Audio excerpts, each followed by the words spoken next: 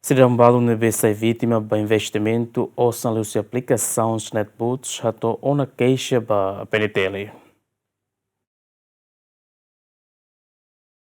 Ligado ao cidadão balung nebe sai vítima ba investimentu osan lihusi aplikasaun SnapBoost nebe sai viral e media sosial mak porta-voz PNTL Superintendente Chefe João Belo dos Reis informa dadang ne direção Serviço Investigação Criminal Simona Keixa husi vítima sira nune investigador sira se recolhatan informação balung relaciona ao caso aplikasaun SnapBoost ne ba caso ne PNTL mos continua buka informação nebe bele halo detenção ba cidadão sira nebe alegadamente envolve atividade ne.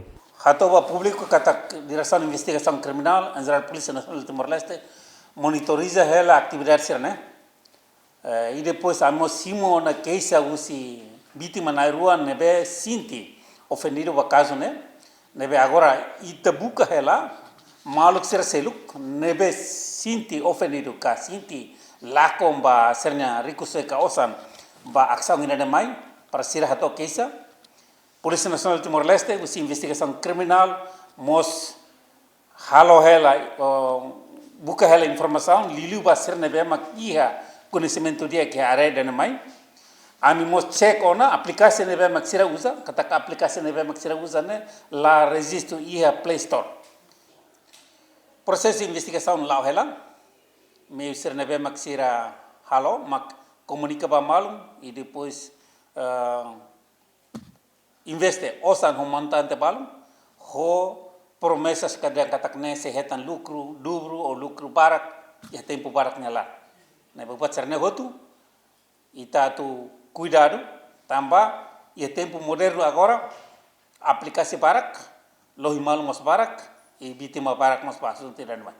Porta-voz PNTL Nemos apela ba cidadão hotu iha território nacional atu labele fiar indivíduo nebe halo publicação ligado ao investimento osan mai bela iha base legal. Polícia Nacional de Timor-Leste apela na fatem ba ina nama sira karek sinti vítima ba aksang ina mai relata informação ba polícia mos aviso na fatem atu labele fiar ema ruma indivíduo ruma mas hato'o mensagem sira ba relação ba investimentu osan la lise banco atau cuidado de dia y la bela fiar arbero. Ita se continua mantém contato ho Banco Central.